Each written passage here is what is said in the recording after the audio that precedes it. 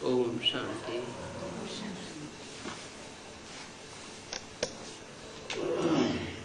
15 फरवरी 66 को बॉम्बे में ब्रह्मा बाबा के द्वारा शिव बाबा ने मुरली चलाई थी। रिकॉर्ड चला था, धीरज धर मनुआ धीरज धर, तेरे सुख के दिन आवेंगे। गीत की 2 लाइन सुनी। बाप कहते हैं सब वेदों उपनिषद आदि आदि में कुछ भी सार नहीं है।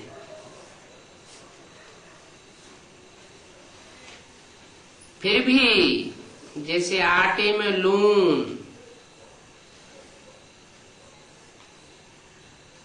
ऐसे थोड़ी सच्चाई है।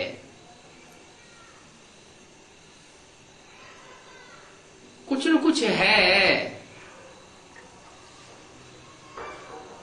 जो वेदों उपनिषदों में सच्चाई है। तो जो भी सच्चाई है वो ही तंत बैठ बाप समझाते। जो तंत है, जो सार है, उसी सार का विस्तार बाप समझाते हैं, बतलाते हैं। गीत में भी कोई सार नहीं है। कोई कोई गीत हैं जिनमें कुछ सार होता है, जो बाप बैठ समझाते हैं। ये कोई यहाँ के बने हुए नहीं है। वो सिर्फ गाते रहते हैं, परंतु उन गीत गाने वालों को फायदा कुछ भी नहीं। कनरस मिलता रहता है।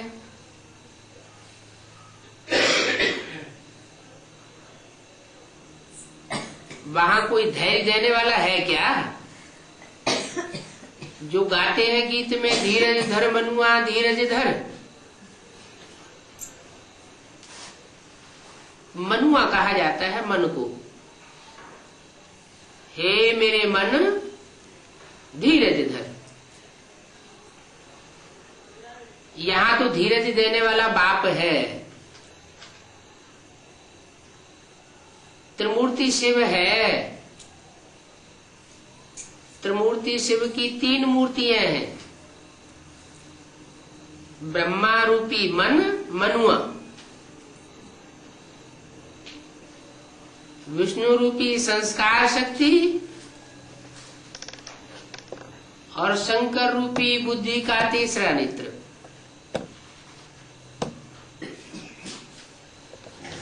तो मन तो अधेर ही हुआ पड़ा है। कब सुख के दिन आवेंगे? बाप धीरज देते हैं, धीरज धर, तेरे सुख के दिन आवेंगे, निश्चय रख। तो यहाँ तुम बाप बच्चों को बाप धीरज दे रहे। तुम बच्चों को मालूम है, दुनिया को मालूम नहीं कि सुख के दिन आने वाले हैं। आए नहीं हैं, आने वाले हैं। बाप आया हुआ है। तो जिन बच्चों में भावना है वो समझते हैं कि बाप मिला, सब कुछ मिला। बाप जो हेवनली गॉड फादर कहा जाता है, हेवन का रचयिता है, तो वो हमको स्वर्ग का सुख जरूर देवेगा। दुनिया के लिए दुख के दिन है, और हमारे लिए तो दुख के दिन गए के गए। क्यों? क्या प्रूफ है कि दुख के दिन गए के गए और सुख के दिन आए के आए? ये प्रूफ है कि अभी इस दुनिया के विनाश के लिए एटॉमिक एनर्जी तैयार हो चुकी है। ऐसे ऐसे हजारों हजार वाट के एटम बम तैयार हुए हैं जो इसे सारी दुनिया को खलास कर देंगे। 60-65 साल पहले इन एटम बमों का नाम निशान नहीं था। मनुष्य के मस्तिष्क में भी नहीं था कि ऐसी कोई घातक चीज भी हो सकती है जिससे सारी दुनिया खलास हो जाए।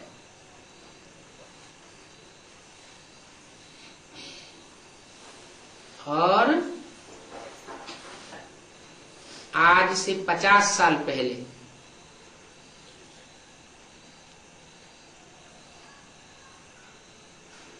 55-60 साल पहले कह लो, 1945 ईस्वी में 20-20 मेगावाट की 2 बम्बियां फेंकी गई जापान के 2 बड़े शहरों में, हिरोशिमा नागासाकी, और दोनों शहर तबाह हो गए, जैसे कि भस्म हो गए। वो तो 20 मेगावाट के थे, अभी तो हजारों हजार मेगावाट के एटम बम कई देशों में बने पड़े। कई देश ऐसे हैं जो उजागर रूप में अपने पास रखे हुए हैं, जैसे फ्रांस, इंग्लैंड, चीन, रशिया, अमेरिका। लेकिन कुछ और देश ऐसे भी हैं जो गुप्त रूप में अपने पास एटॉमिक एनर्जी बना के रखी हुई है। तो अगर एक देश भी छिड़ गया, क्रोध में आ गया, तो दूसरे देश कोई चुप तो बैठने वाले है नहीं। और ये तो ऐसी भयानक चीज है कि अगर सागर में भी गिरेंगे तो भी भूकंप ला देंगे। पृथ्वी का बैलेंस बिगड़ेगा। जब पृथ्वी का बैलेंस बिगड़ेगा तो बड़े बड़े भूकंप आते हैं, जमीन हिलती है, और जो दुनिया में बड़े बड़े महल, माड़ियां, अटारियां बनी हुई खड़ी है, वो सारी धराशायी हो जाएंगी। इसलिए बाबा ने कहा है कि दुनिया का सबसे बड़ा विनाश होगा भूकंप से, क्योंकि बिल्डिंगों में तो मनुष्य रहते हैं, और जब बिल्डिंगें गिरेंगी ताश के पत्तों की तरह, तो सारी दुनिया में जितने भी मनुष्य मात्र हैं, जहां जहां उन एटम बमों का प्रभाव होगा, धड़ाधड़ मरने लग पड़ेंगे। समुद्र का जल खौलने लगेगा, जैसे पानी खौलता है। और पृथ्वी पर उत्तरी ध्रुव, नॉर्थ पोल और साउथ पोल में जो बड़े बड़े ऊंचे ऊंचे, मीलों ऊंचे बर्फ के पहाड़ हैं, वो सब पिघलने लग पड़ेंगे। अभी भी पिघल रहे हैं। समुद्र का स्तर धीरे धीरे ऊंचे उठ रहा है, लेकिन उस समय तेजी से समुद्र का स्तर ऊपर उठेगा। और जो धर्मखंड आज से 2500 साल पहले इस सृष्टि पर थे ही नहीं, जैसे इस्लामी धर्मखंड अरब देश, क्रिश्चियन धर्मखंड यूरोप, अमेरिका,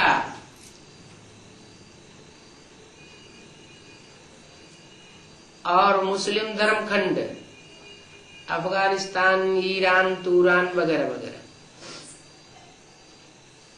बौद्धी धर्मखंड चीन, जापान, मलेशिया वगैरह, ये 2500 साल पहले थे भी नहीं। और अब एटम बम फटेंगे तो अब रहेंगे भी नहीं। एक भारत देश ही था जो पहले भी था, अभी भी है और आगे भी रहेगा। ये सब विनाशी धर्मखंड है, क्योंकि विनाशी धर्म पिताएं आकर के विनाशी धर्म खंडों में अपने विनाशी धर्म की स्थापना करते हैं। एक अविनाशी बाप ही सृष्टि पर भारत में आता है। जो अविनाशी धर्मखंड भारत है उसमें अविनाशी धर्म की स्थापना करता है। ये भारत देश ही रहेगा और सब धर्मखंड समुद्र के अंतराल में डूब जाने वाले हैं। अमेरिका आज 500 साल पहले मनुष्य के मस्तिष्क पटल पर इसका नाम निशान नहीं था। 500 साल के अंदर ये अमेरिका समुद्र से ऊपर आई और लोगों को पता चला। वो भी भूले भटके कुछ इंडियंस अपनी नवैया लेकर के, जहाज लेकर के समुद्र में जब भटक गए तो चलते चलते ऐसे देश में पहुंच गए जो वहां जाकर के बस गए, अमेरिका में। उन इंडियंस को कहा गया रेड इंडियंस। ऐसे ही ऑस्ट्रेलिया 300 साल पहले मनुष्य जानता भी नहीं था कि ऑस्ट्रेलिया नाम का कोई महाद्वीप है। वो भी समुद्र के अंतराल से ऊपर आया। तो ये जो पहले थे नहीं, अब फिर नहीं रहेंगे। क्यों? क्योंकि ये विनाशी धर्मखंड पवित्रता का इनमें पालन नहीं होता। वहां कन्याएं माताएं स्वतंत्र रहती है। जैसे शास्त्रों में दिखाया है कि रावण की बहन शूर्पणखा जंगलों में घूमती रहती थी। ऐसे ही इस कांटों के जंगल में कोमल कोमल वृत्ति की कुमारी कन्याएं विदेशों में आज भी घूमती रहती है। कहीं हवाई जहाज में घूमती हैं, कहीं ट्रेन में घूमती हैं। उनके माँ बाप उनकी सिक्योरिटी के लिए, उनकी सुरक्षा के लिए कोई ध्यान नहीं देते। तो उनकी पवित्रता क्या बचेगी? नहीं बच सकती। और भारत में तो कन्याओं के ऊपर, माताओं के ऊपर कितना ध्यान दिया जाता है। कहीं ये वैश्या न बन जाए, कहीं ये परपुरुष के संपर्क संबंध में न आ जाए। तो यहाँ पवित्रता का विशेष ध्यान रखा जाता है। इसी पवित्रता के कारण भारत में भगवान को आना पड़ता है। भारत की ही ये नदियां हैं, चैतन्य नदियां, जिनमें स्नान करने के लिए लोग जाते हैं पतित पावनी समझ करके। विदेश की नदियों में कोई स्नान करने नहीं जाता, वो तो जड़ नदियां हैं। वास्तव में भगवान जब आता है तो कन्याओं माताओं को ही चैतन्य नदी बनाता है। उनमें ऐसा ज्ञान जाल भर जाता है जिस ज्ञान जल में स्नान करके सारी दुनिया पतित से पावन बनती है। अभी वो समय फिर चल रहा है।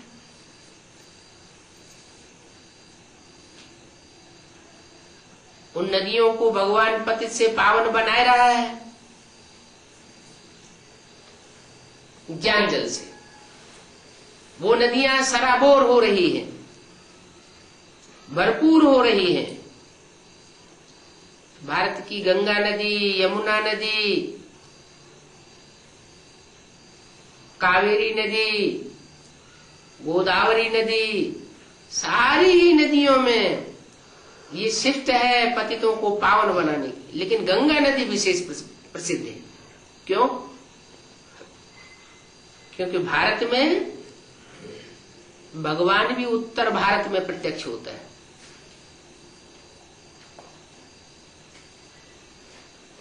उत्तर भारत में ही वो गंगा नदी बहती है। वो तो जड़ नदी है, जरूर कोई चैतन्य नदी भी है। इसलिए शंकर की जटाओं में सर के ऊपर कन्या का चित्र दिखाया जाता है, गंगा के रूप में। तो कोई लोग तो समझते हैं पानी की नदी बही होगी, तो जटाओं में से कोई पानी की नदी नहीं बहती है। ज्ञान गंगा जब ऊपर से आई तो शंकर के मस्तिष्क में समा गई, यानी बुद्धि में समा गई।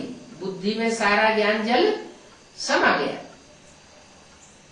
और वो बुद्धि में जो ज्ञान जल समाया, उस ज्ञान जल की गहराई को गंगा नदी ने, कोई कन्या ऐसी निकली जिसने उस ज्ञान जल को पवित्रता की पावर से अपने अंदर समा के रखा। और वही गंगा जब इस सृष्टि पर बहती है उत्तर भारत में, लोगों का कल्याण होने लगता है। अभी वो स्टेज नहीं आई है। अभी भी भगवान जो ज्ञान दे रहा है वो ज्ञान सागर है, जहां से वो नदियां निकलती हैं। वो दक्षिण भारत की विशेष आत्माएं अभी भी उस ज्ञान को समझ रही है। उत्तर भारत की आत्माएं नहीं जग रही है। ये सारा ही प्रदेश दक्षिण भारत का है। दक्षिण भारत का मुख्य शहर है माया की नगरी बंबई। तो जो मायावी नगर है, उनको पहले ज्ञान जल की दरकार है, या जो भगवान का प्रदेश है वहां ज्ञान जल की पहले दरकार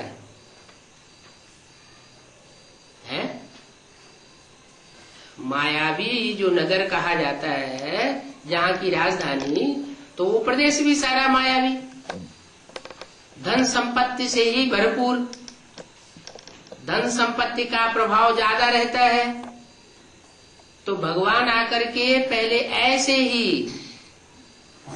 भारत के दक्षिणी प्रदेश में पहले प्रत्यक्ष होता है। इसलिए भारत के दक्षिण प्रदेश को भारत का विदेश कहा है। क्यों? क्योंकि यहाँ की भाषाएं सब अलग अलग हैं। महाराष्ट्र में मराठी बोली जाती है। बहुत सी ऐसी माताएं, कन्याएं, भाई लोग हैं जो हिंदी नहीं समझ सकते। उससे और पूरब में चले, दक्षिण में चले, तो वहां आंध्रा में तेलुगु बोली जाती है। वो तो हिंदी बिल्कुल ही नहीं समझते। और नीचे दक्षिण में चले तो तमिलनाडु में, वहां तो बिल्कुल ही हिंदी के लिए कोई स्थान ही नहीं है। हिंदी भाषा कोई बोलना जानता ही नहीं। कर्नाटक कन्नड़ बोली जाती है, केरला मलयालम बोली जाती है। अब भगवान आकर के हिंदी में बोलता है, क्योंकि भारत में भगवान को आना है हिंदुस्तान में, तो वो तो हिंदी ही बोलेगा। ऐसे तो हिंदी सारे भारत में कुछ न कुछ बोली जाती है। उत्तर भारत से लेकर दक्षिण भारत तक, पश्चिम भारत से लेकर के पूर्व भारत तक कुछ न कुछ हिंदी तो हर प्रदेश में बोली जाती है। लेकिन दक्षिण भारत में खास वहां के लोग हिंदी जानने वाले नहीं है। तो भगवान को पहले कहाँ आना पड़े? भगवान का ज्ञान पहले कहाँ फैलना चाहिए? उत्तर भारत में फैलना चाहिए, दक्षिण भारत में? अगर उत्तर भारत में फैले तो वो तो पहले ही हिंदी में होशियार है, तो वो तो ले उड़ेंगे। और दक्षिण भारत वाले तो बिल्कुल ही रह जाएंगे बेचारे, क्योंकि उनके पास तो भाषा भी नहीं है। तो ये है ड्रामा, ऐसा ही बना हुआ है कल्याणकारी, कि दक्षिण भारत में भगवान पहले आता है।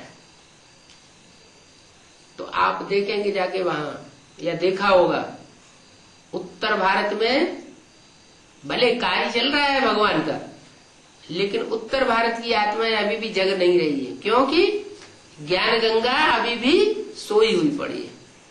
इसलिए मुरली में बोला है ज्ञान गंगाएं निकली हैं अंत में, तो वो तो अंत में निकलेंगी, तब उत्तर भारत वालों का कल्याण होगा। लेकिन दक्षिण की नदियां सक्रिय हो गई, वो एडवांस नॉलेज ले रही है, भगवान से प्राप्ति कर रही है अपने हिस्से की, और हिंदी भी तीव्रता से सीख रही है। क्या हिंदी भी यहाँ ऐसे नहीं कि दक्षिण भारत के लोग हिंदी नहीं जानते हैं, तो हिसाब बना हुआ है कि भगवान का ज्ञान पहले पहले उन प्रदेशों में फैलता है जहां के लोगों को ज्यादा जरूरत है, फिर लास्ट में उत्तर भारत वालों को पल्ले पड़ेगा। वो तो हिंदी जानने वाले हैं, शास्त्रों का भी अच्छा ज्ञान है, वो तो तेजी से उठा लेंगे। तो अब तो टाइम बहुत हो चुका है। क्या कितने साल हो गए? 36 से लेकर के 65 साल वो, और 4 साल ये, 65 4 69 साल पूरे हो गए। और जितने भी धर्म पिताएं आए हैं उन सब ने 100 वर्ष के अंदर अपना अपना धर्म स्थापन किया है, कि ज्यादा टाइम किसी ने लगाया। इब्राहिम आए, उन्होंने इस्लाम धर्म स्थापन किया, बुद्ध आए, बौद्ध धर्म स्थापन किया, क्राइस्ट आए, क्रिश्चियन धर्म स्थापन किया। किसी ने 100 साल से ज्यादा का टाइम नहीं लगाया। तो परमात्मा आकर बड़े से बड़े धर्म की स्थापना करता है, ऊंचे से ऊंचे धर्म की, तो उसे भी जास्ती में जास्ती कितना टाइम चाहिए? उसे भी 100 साल चाहिए। इसलिए शास्त्रों में लिखा हुआ है ब्रह्मा की आयु 100 साल। ब्रह्मा 100 साल की उम्र में खत्म हो जाता है। अब ब्रह्मा के 4 मुख दिखा दिए गए। कौन से ब्रह्मा की बात होगी? तो ब्रह्मा है, अलग अलग तरीके से उनको अलग अलग 4 मुखों में, 5 मुखों में, पंचानन चतुरानन के रूप में गाया गया है। भगवान आकर के इन 100 वर्षों के अंदर ब्रह्मा, प्रजापिता ब्रह्मा द्वारा पूरी नॉलेज सुनाई देते हैं, और उसका प्रैक्टिकल रूप भी सामने आ जाता है इन 100 वर्षों के अंदर ही। माने नॉलेज का जो ज्ञान का जो रिजल्ट है, ज्ञान से सदगति, ऋते ज्ञानान्न मुक्ति, बिना ज्ञान की मुक्ति नहीं होती। तो ज्ञान का रिजल्ट है मुक्ति और जीवन मुक्ति। वो 100 वर्ष के अंदर मुक्ति और जीवन मुक्ति की स्टेज भी ब्राह्मण बच्चों की बनती है, जो ब्रह्मा की औलाद बनते हैं। अभी नंबरवार पुरुषार्थ अनुसार ब्राह्मण तो बने, ब्रह्मा की औलाद बने, लेकिन जो ब्रह्मा की औलाद बने हैं उन ब्राह्मणों में 2 तरह के ब्राह्मण तैयार हो गए, जो शास्त्रों में गायन है। रावण, कुंभकर्ण, मेघनाथ जैसे भी ब्राह्मण थे, और गुरु वशिष्ठ, विश्वामित्र जैसे भी ब्राह्मण थे। रावण, कुंभकर्ण, मेघनाथ जैसे राक्षसी ब्राह्मण, उनका काम ही था, उनका जीवन का धंधा ही था दूसरों को दुख देना और दुखी होना। और जो गुरु वशिष्ठ, विश्वामित्र जैसे श्रेष्ठ ब्राह्मण थे, जिनकी संख्या थोड़ी थी, उनका काम होता है अपने जीवन को तपस्वी बनाना, जीवन को तपाना, निखारना, दिव्य गुण धारण करना, दूसरों को धारण कराना, ज्ञान रत्न धारण करना, दूसरों को धारण कराना, ईश्वरीय शक्तियों को धारण करना, आसुरी शक्तियों को नहीं। बाहुल्य की कमाई करना नहीं, ईश्वरीय बल की कमाई करना और दूसरों को कराना। महाभारत में उनको कौरव पांडवों के रूप में कहा गया है।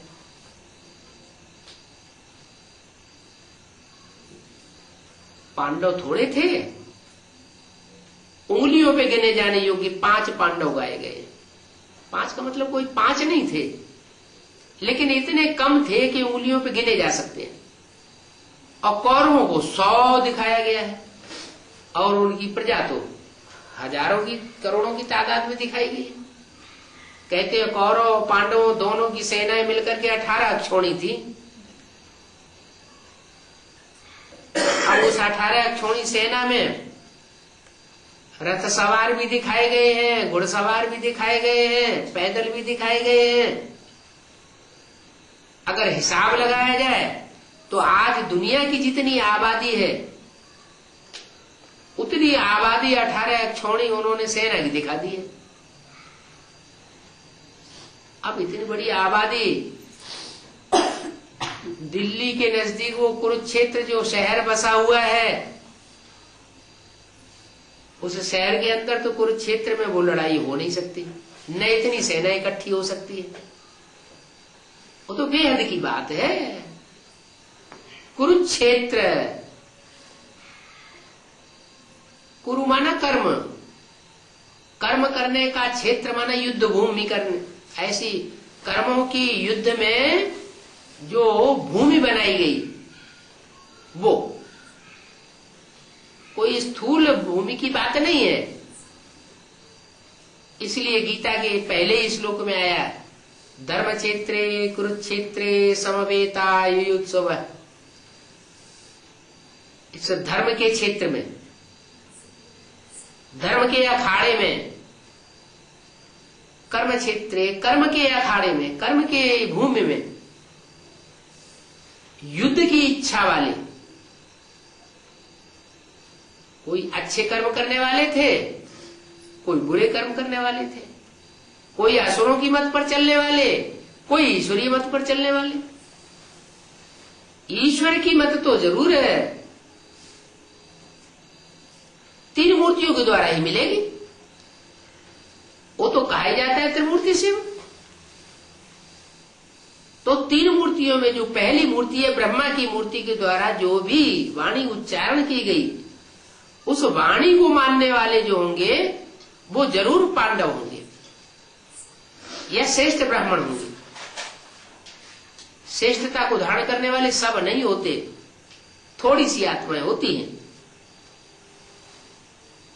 तो उंगलियों को मानने वाली आत्माएं, थोड़ी सी आत्माएं, उंगलियों पर गिनी जाने वाली आत्माएं संख्या में थोड़ी होती है, असुरों की तादाद ज्यादा होती है, इसलिए उनके ऊपर अत्याचार होते हैं, उनके ऊपर बाहुबल का प्रयोग हो सकता है, होता है, तो सहन करना पड़ता है। क्यों? क्योंकि पांडवों ने पंडा बाप से पढ़ाई पढ़ करके जन्म जन्मांतर की राजाई प्राप्त की, और जो जन्म जन्मांतर के राजाएं बनते हैं वो राजाएं द्वापर कलयुग में जब राजा बनते हैं तो उन्हें विदेशियों का संग का रंग लगता है। वो कामी क्रोधी लोभी मोही अहंकारी बन जाते हैं। जो सतयुग में त्रेता में द्वापर, सतयुग त्रेता में देवता थे, वो ही द्वापर में आकर के द्वैतवादी बन जाते हैं। और वो राजाएं तपस्या करते हैं तो राजाई प्राप्त करते हैं, और जब राजाई प्राप्त करते हैं तो उनमें अहंकार आ जाता है। इसलिए गायन है, तप कर राज, राज कर नरका। तपस्या करके द्वापर कलयुग में राजाएं बने, और जो राजाएं बनते हैं तो प्रभुता पाए काहे मदनाही। जिनको कुर्सी मिल जाती है, जिनको प्रभुता मिल जाती है, जिनको पदमान मर्तबा मिल जाता है, तो उनको मद अहंकार आ जाता है, और अहंकार में चूर होकर के वो उल्टे पलटे काम करने लग पड़ते हैं, तो बहुत ही प्रजा को दुख देते हैं। तो जिन जिन आत्माओं को राजा बन करके, क्योंकि परमात्मा ने तो राजाई जिन बच्चों को दे दी, लेकिन जिन बच्चों ने राजाई ली सतयुग त्रेता में तो उसका सही उपयोग किया, और द्वापर कलयुग में आकर के संग के रंग में आके दुरुपयोग करना शुरू कर दिया, तो लोगों को बहुत दुख देते हैं। तो जो जिनको जिनको दुख दिया है वो आत्मा इस आखिरी जन्म में आकर के अपना हिसाब किताब लेने के लिए कौरवों के रूप में और यादवों के रूप में लड़ाई लड़ने के लिए सन्नद्ध हो जाती है।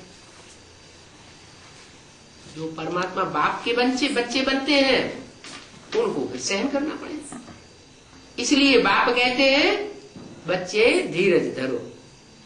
क्या तुमने जो पाप कर्म किए हैं राजा बन करके रानी बन करके उन पाप कर्मों का थोड़ा मुआवजा हिसाब किताब पूरा हो लेने दो। जब तुम्हारे हिसाब किताब पूरे हो जाएंगे तो तुम्हें धैर्य रखने की दरकार नहीं रहेगी। तुम्हारी नई दुनिया तुम्हारे सामने खड़ी हुई दिखाई पड़ेगी। तो बाप आखत देते हैं कि तुम्हारे सुख के दिन आने वाले हैं। अभी तो ये दिन प्रतिदिन दुख बढ़ता ही जाता है और मनुष्यों की वृद्धि होती जाती है। मनुष्यों की वृद्धि क्यों हो रही है? कारण क्या है? पहले आबादी कम क्यों थी और अब आबादी ज्यादा बढ़ती क्यों जा रही है? हाँ, इम्प्योरिटी बढ़ती जा रही है। तो जब ज्यादा इम्प्योरिटी बढ़ेगी, व्यभिचार बढ़ेगा, वैश्यावृत्ति बढ़ेगी, तो संतान ज्यादा पैदा होगी। दूसरी बात, आत्माएं तो ऊपर से लगातार नीचे उतरती चली जा रही है और जैसे जैसे दुनिया में धर्मों की संख्या बढ़ रही है वैसे वैसे और ज्यादा आत्माएं उतर रही है। सतयुग में थोड़ी आत्माएं उतरती है, त्रेता में और ज्यादा उतरती है, द्वापर में फिर और ज्यादा उतरती है, कलयुग में सारी की सारी आत्माएं ऊपर से नीचे उतर जाती है। तो जनसंख्या तो बढ़नी है ना। सिर्फ मनुष्यों की जनसंख्या नहीं, कीट, पशु, पक्षी, सबकी जनसंख्या बढ़ रही है क्योंकि सभी प्रकार की आत्माओं के बीज जो चैतन्य बीज रूप आत्माएं हैं वो ऊपर से नीचे उतर रही है। देखो इतनी कीटनाशक दवाइयां छिड़की जा रही हैं खेतों में, देश में भी विदेश में भी। मच्छर मारने की, मक्खी मारने की दवाइयां छिड़की जा रही हैं। क्या ये कीटाणु कीड़े मकोड़े कम हो रहे हैं? और ज्यादा बढ़ रहे हैं। इसका मतलब है कि ये आत्माएं वापस नहीं जाती। जो ऊपर से नीचे उतर आए वो यहाँ की यहीं जन्म लेती रहती है और ऊपर से और ज्यादा उतरती आती है। तो जनसंख्या तो बढ़नी ही बढ़नी है और जब जितनी ज्यादा जनसंख्या बढ़ती जाएगी उतनी ज्यादा दुख और अशांति बढ़ती जाएगी, शोरगुल बढ़ता जाएगा। तो अशांति बढ़ेगी, दुख दर्द बढ़ेंगे तो मनुष्य त्राहि त्राहि करता है। मनुष्य त्राहि त्राहि करता है तो सारे ही जीव जंतु त्राहि त्राहि करने लग पड़ते हैं क्योंकि मनुष्य में सबसे जास्ती इंद्रियां हैं। दूसरे कीट पशु पक्षी पतंगों में उतनी इंद्रियां नहीं होती अनुभव करने की। सुख भी इंद्रियों से भोगा जाता है और दुख भी इंद्रियों से भोगा जाता है। और जिसमें ज्यादा इंद्रियां होंगी वो सुख भी जास्ती भोग सकता है और दुख भी जास्ती भोग सकता है। बाकी ऐसी कोई बात नहीं है कि मनुष्य को दूसरी योनियों में जाकर के जन्म लेना पड़े। नहीं, जो जैसा बीज होता है उस बीज में से वैसा ही वृक्ष निकलता है। आम का बीज होगा तो आम का ही वृक्ष पैदा होगा ना। नीम का बीज होगा तो नीम का ही वृक्ष पैदा होगा ना। बरगद का बीज होगा तो बरगद ही वृक्ष के रूप में निकलेगा ना। तो ऐसे ही मनुष्य आत्मा रूपी जो बीज है वो जो परम धाम से ऊपर से नीचे उतर रहे हैं उनमें मन की प्रधानता होती है, इसलिए उनको कहा जाता है मनुष्य।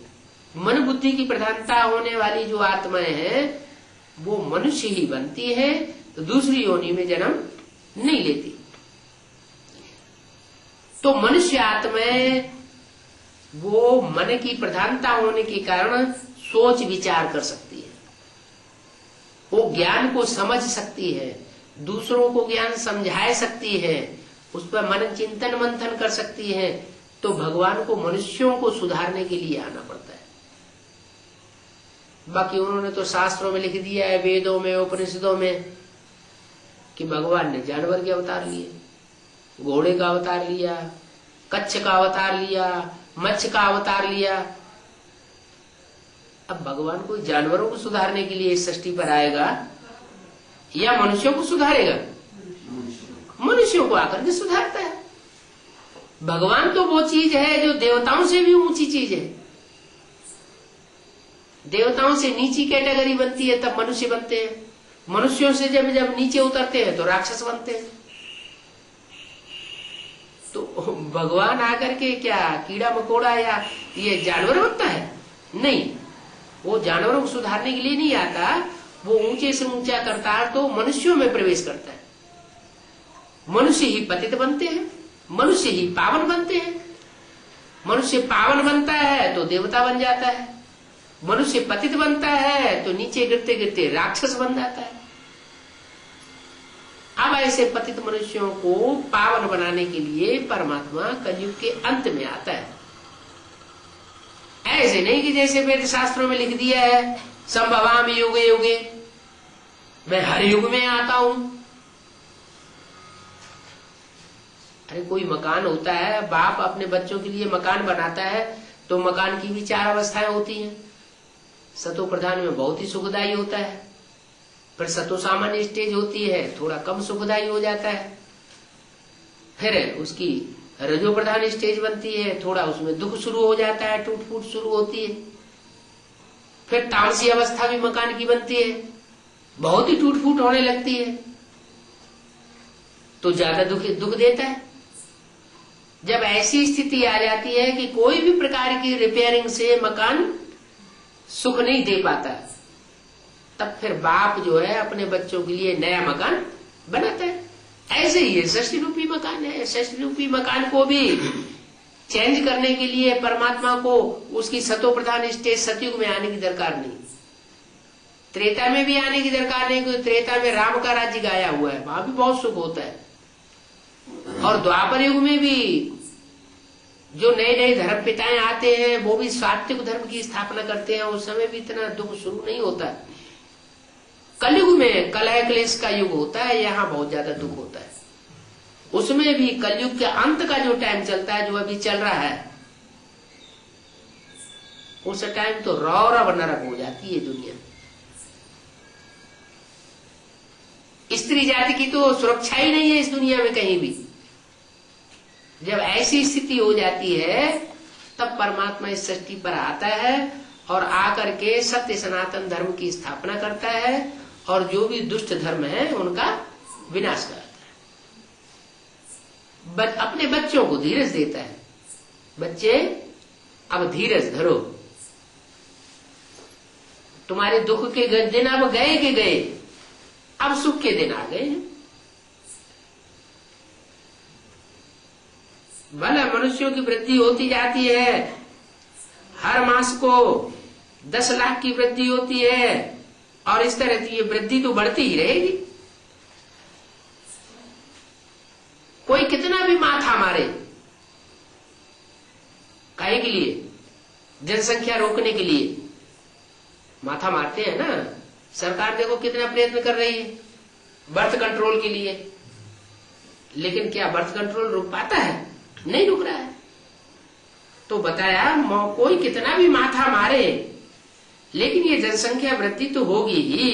बाप कहते हैं नर चाहत कुछ और है और होता है कुछ औरों की और है भाई। मौत की फांसी लग पड़ी। मनुष्य क्या चिंतन करते रहते हैं, परंतु होता देखो क्या है। अभी तो इन सब का मौत सामने खड़ा है। मनुष्य को फांसी चढ़ाते हैं तो लटक पड़ते हैं। अभी तो इस दुनिया में भी सब धर्म को फॉलो करने वाले अपने अपने गुरुओं में लटक पड़े हैं।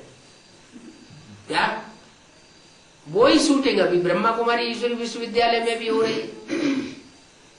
भले भगवान आकर के ज्ञान सुना रहा है, लेकिन भगवान की ज्ञान की सुनाई हुई बातों पे ध्यान नहीं देंगे, फिर भी अपने अपने गुरुओं में लटक पड़े हैं। इन सब का मौत है। जब फांसी लगती है तो समझते हैं आत्मा निकल गई, चली जाएगी, परंतु कोई आत्मा निकल करके घर थोड़ी जाती है। इसी दुनिया में कहीं न कहीं दुख में मरी है तो दुखी दुनिया में जन्म ले लेती है। आना तो फिर भी यह ही है। वास्तव में सच्ची फांसी तो तुम खाते हो। सच्ची फांसी और झूठी फांसी। सच्ची फांसी तुम कैसे खाते हो कि तुम बाप की याद में ऊपर ही लटक जाते हो, ऊंची स्टेज में। तुम ऐसी फांसी खाते हो, ऊंचते ऊंच की याद में तुम ऊंचे से ऊंचे लोक में अपनी मन बुद्धि से निवास करते हो, तो तुम सच्ची फांसी खाते हो। तुम एक की याद में लटक जाएंगे, वो तो मनुष्य गुरुओं की याद में लटक जाते हैं, लटक मरते हैं। तुम जानते हो हम ये शरीर छोड़ेंगे और हमारी आत्मा चली जाएगी। शरीर छोड़ेंगे का मतलब क्या, मर जाएंगे? मरने की बात नहीं है। अभी जो शरीर के साथ देह और देह के संबंधियों के साथ हमारी मन बुद्धि का लगाव लगा हुआ है, वो लगाव को हम छोड़ देंगे, जीते जी मर जाएंगे। इस शरीर से कौन मरना चाहता है? कोई चाहता है कि हम मर जाएं? कोई नहीं मरना चाहता। वो तो जबरदस्ती मरना पड़ता है तो मर जाते हैं। तो बाप हमको ऐसी इच्छा मृत्यु सिखाते हैं कि तुम अपन को आत्मा समझते हुए, स्टार आत्मा समझते हुए और दूसरों को भी स्टार आत्मा के रूप में देखते हुए मुझ बाप को याद करेंगे तो तुम इस शरीर के मोह से छूट जाओगे। तो तुम अपन को अपने आप फांसी पर चढ़ाते हो, उनको तो जबरदस्ती फांसी पर चढ़ाया जाता है। दूसरे लोग चढ़ाते हैं और हम अपने को बाप की याद में अपनी इच्छा से ही फांसी पर चढ़ा देते हैं।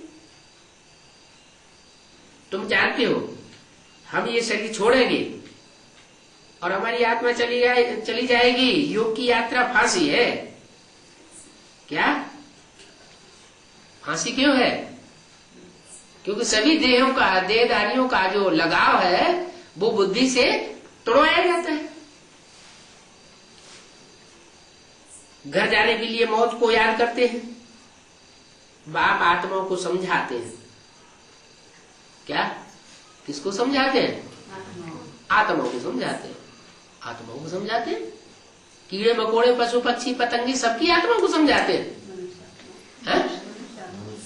मनुष्य आत्माओं में भी सब मनुष्य कीड़े मकोड़ों जैसा पार्ट बजाने वाले जो सबको काटते ही रहते हैं, उनको समझाते हैं। उन आत्माओं को समझाते हैं जो बाप के बच्चे ब्राह्मण बने और ब्राह्मण बन करके जिन्होंने आत्मिक स्थिति को धारण करने की प्रैक्टिस पक्की कर ली।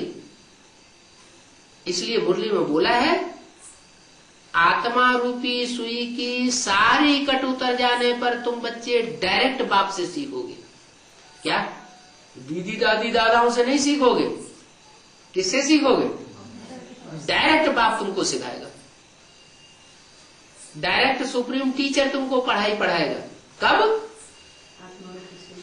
जब आत्मा स्टार को याद करते करते तुम्हारा ऐसा अभ्यास पक्का हो जाएगा और तुम्हारी बेसिकली आत्मा की सारी कट उतर जाएगी। कट माना जंग लगी होती है ना, वो जंग सारी उतर जाएगी। तो बाप आत्माओं को समझाते हैं। क्या? कोई देह अभिमानियों को नहीं समझाते। देह अभिमानी सांडे समझने वाले भी नहीं है, वो बाप को पहचानने वाले भी नहीं है। वो तो देवान में इतने चूर रहते हैं कि आत्मिक स्टेज उनकी बनी ही नहीं पाती।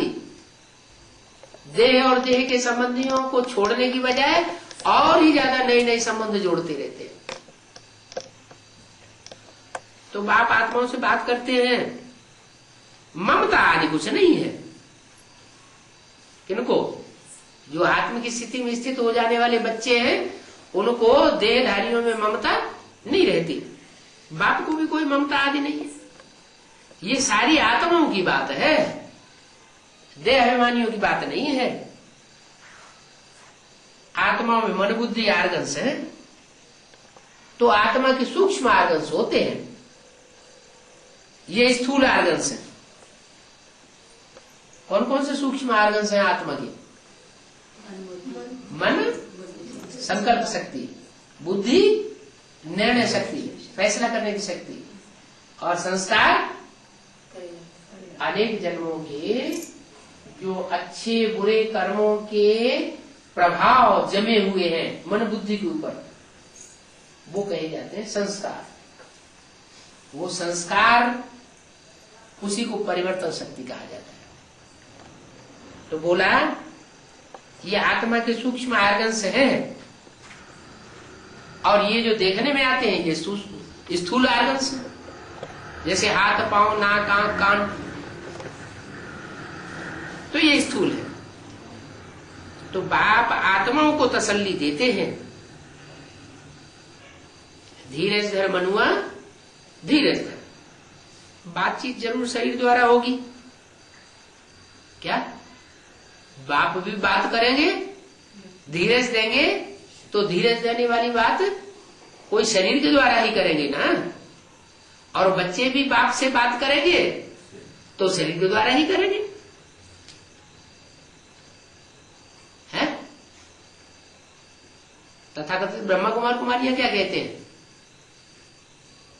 कि बाप सुप्रीम सोल इस समय शरीर के द्वारा बात करते हैं, वो तो कहे वो तो बात करने वाला तो ब्रह्मा के तन में आता था और वो हमको देकर के हमसे बात करके चला गया। हम ही भाग्यशाली हैं, अब तुम तो हमारे से पढ़ाई पढ़ते रहो। क्या जो कुछ हमने पाना था सो पा लिया, अब तो हमारे पिछड़गू बन के रहो। बाप कहते हैं नहीं, मैं तो पहले ही बोल दिया मुरली में, अंदर वाले रह जाएंगे, बाहर वाले ले जाएंगे। क्या माना सन 68-69 में बाबा ने जब शरीर छोड़ा, उससे पहले ही बोल दिया मुरली में कि अंदर वाले रह जाएंगे, माने जो सरेंडर्ड हैं ब्रह्मा कुमार कुमारियां वो रह जाएंगे, और परमात्मा का जो असली ज्ञान है, जो बाहर घरग्रस्त में रह रहे कीचड़ की दुनिया में, वो उठा ले जाएंगे। तो ऐसे ही हुआ।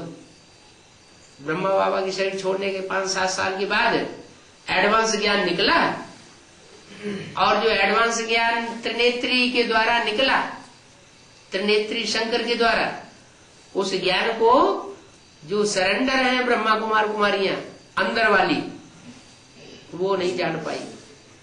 अभी भी जान पा रही है क्या? अभी भी नहीं जान पा रही। और जो बाहर में रहने वाले थे, घरग्रस्त में रहने वाले, जिनको वो समझते हैं कि ये तो पतित है, ये तो गृहस्थी है, ये तो गिरी हस्ती है, उन्होंने उठा लिया। तो बताया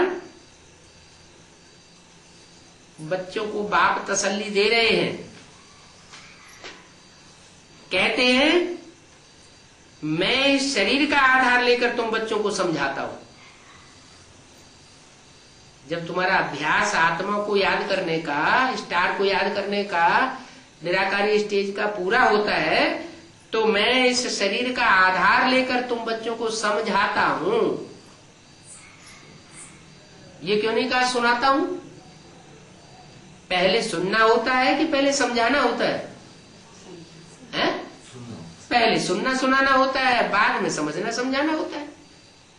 तो सुनने सुनाने का काम किसके द्वारा किया?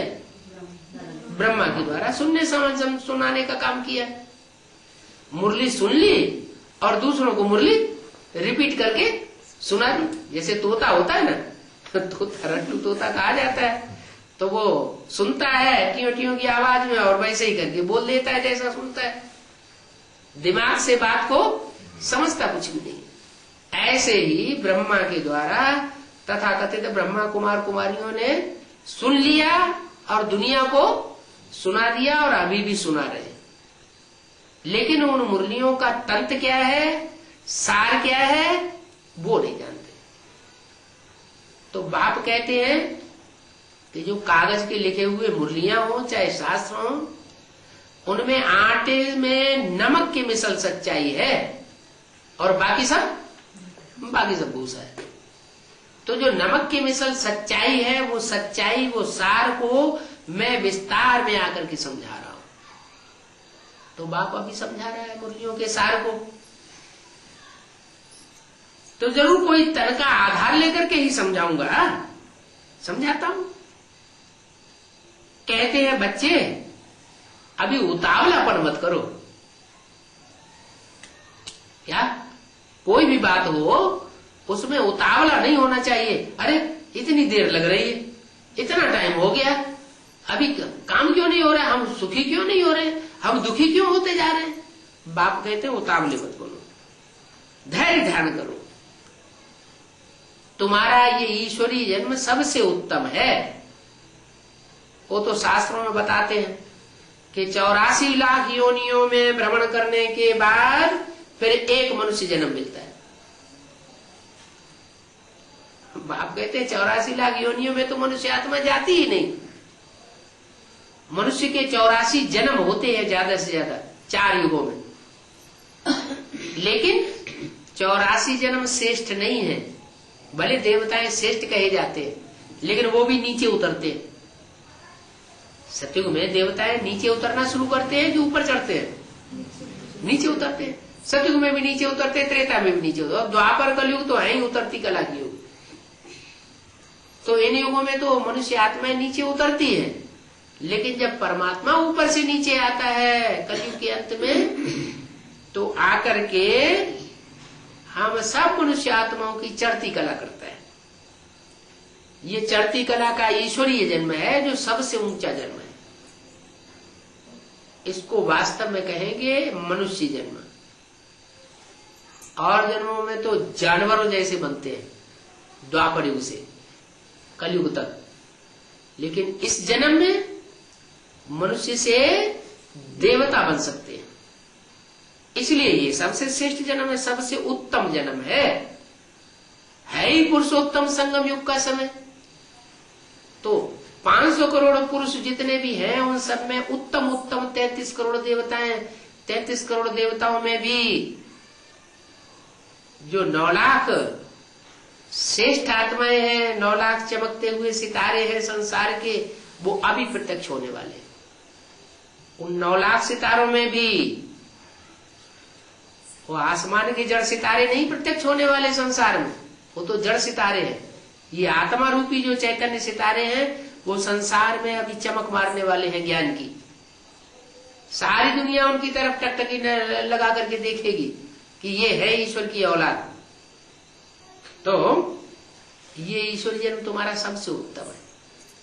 क्यों उत्तम है? क्योंकि इस जन्म में ही हम मन रूपी मनु की अर्थात ब्रह्मा की औलाद बनते हैं। क्या? शिव की 3 मूर्तियां है ना, ब्रह्मा विष्णु शंकर। उसमें ब्रह्मा है मन, विष्णु है संस्कार शक्ति, और शंकर है बुद्धि रूपी तीसरे नेत्र की शक्ति। तो मन बुद्धि संस्कार, उनमें से जो पहली मूर्ति है ब्रह्मा, उसको मनु कहा गया है शास्त्रों में। क्या? और मनुष्य मनु की जो औलाद बने उनका नाम रखा गया मनुष्य।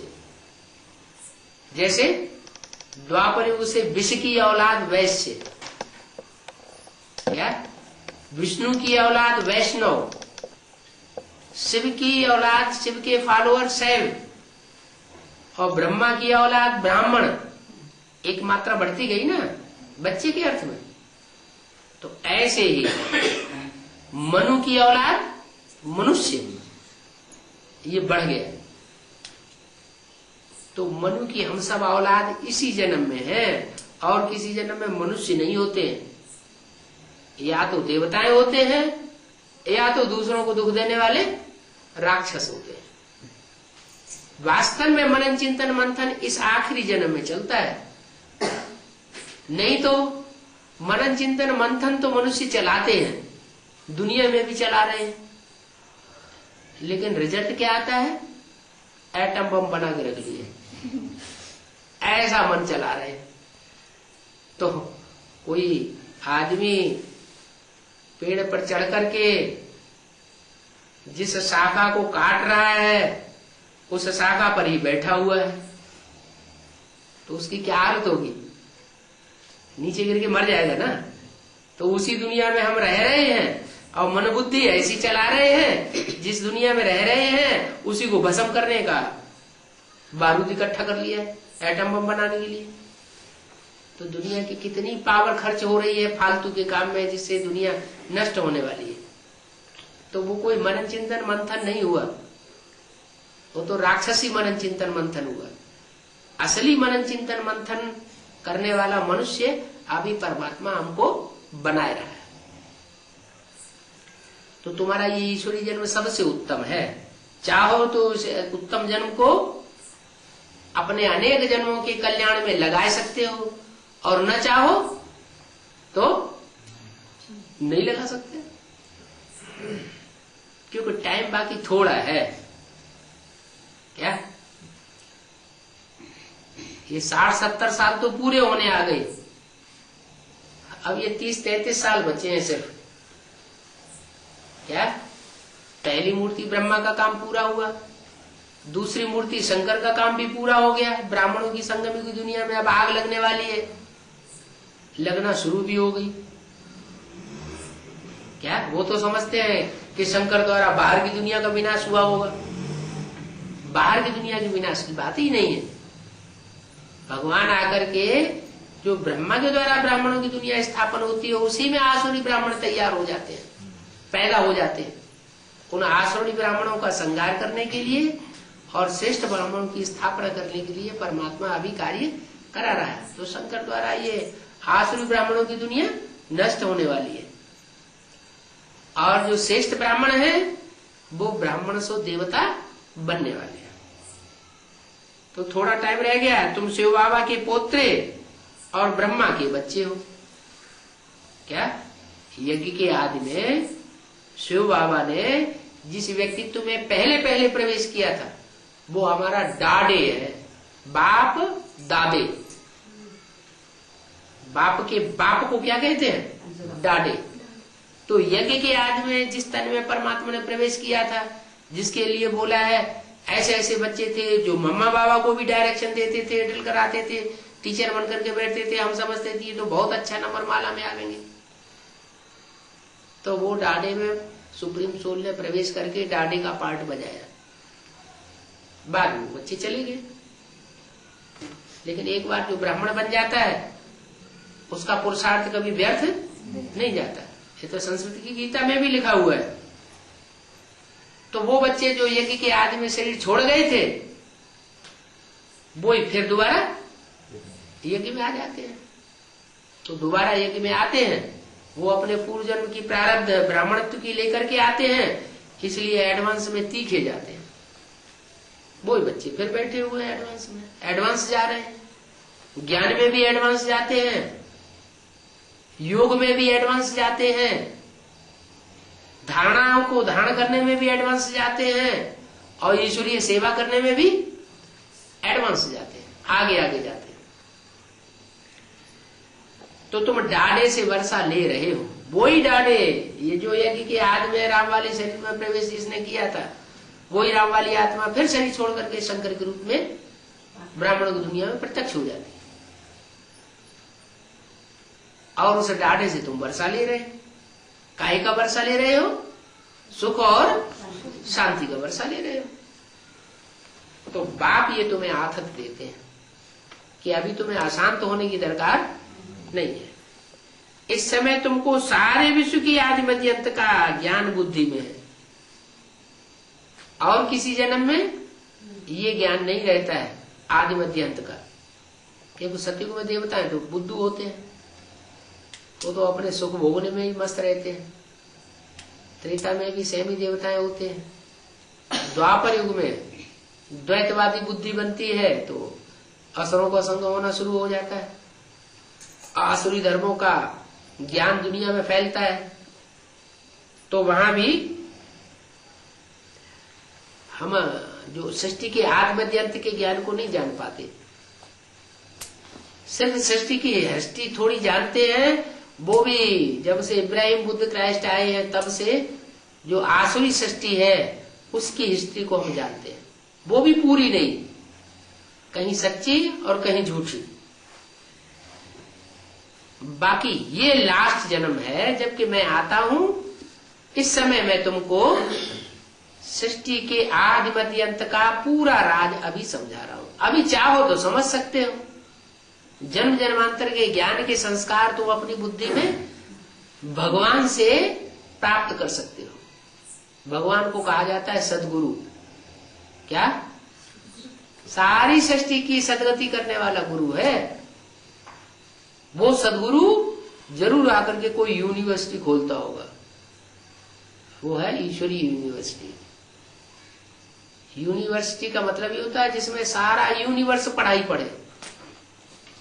यूनिवर्स माना सारी दुनिया, तो ये सारी दुनिया को पढ़ाई पढ़ाने की यूनिवर्सिटी परमात्मा बाप आकर के खोली हुई है। इसमें क्या बनाया जाता है? मनुष्य से देवता बनाने का ज्ञान दिया जाता है। अब जो चाहे सो बने, न चाहे तो जैसे 500-700 करोड़ ऐसे ही एटम बमों की आग में भस्म हो जाएंगे। देवता तो बन नहीं पाएंगे, देवताएं तो फिर भी बनेंगे ज्यादा से ज्यादा 33 करोड़, और श्रेष्ठ से श्रेष्ठ 9 लाख। और 9 लाख में भी